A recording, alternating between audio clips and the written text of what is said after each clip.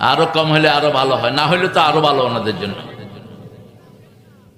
কেন নামাজ পড়বা না? সাহাবায়ে কেরাম কেউ কেউ 42 রাকাত পড়তেন তারাবি। তোমরা কি হয়েছে, তোমরা শুধু কমাও। রাসূল 1 রাকাত বিতের পড়েছেন, আবার 9 রাকাতও পড়েছেন। কখনো কখনো 1 রাকাত পড়তেন। বুখারীর হাদিস, ইশা খাসিয়া সুবহা ফাআওতারা বিরাকাআহ। মা আয়েশা থেকে বর্ণিত, যখন তিনি দেখতেন ফজর হয়ে যাচ্ছে যাচ্ছে ভাব, 1 রাকাত দিয়ে সব নামাজগুলোকে বেজোড় করে দিতেন। কারণ আল্লাহ বেজোড়কে ভালোবাসেন কে?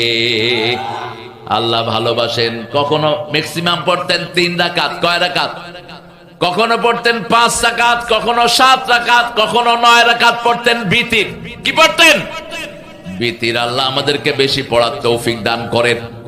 2 নম্বরে পড়তেন সূরা ইখলাস দৈনিক 100 বার। কয়বার? 100 বার। 100 বার যারা পড়বে 10টা প্রাসাদ তাদের জন্য আল্লাহ জান্নাতে বানায়া দিবে। 100 বার সূরা ইখলাস যারা পড়বে তাদের গুনাহ মাফ করে দিবেন কে? তাদের শরীরটা ভালো রেখে দিবেন কে? সব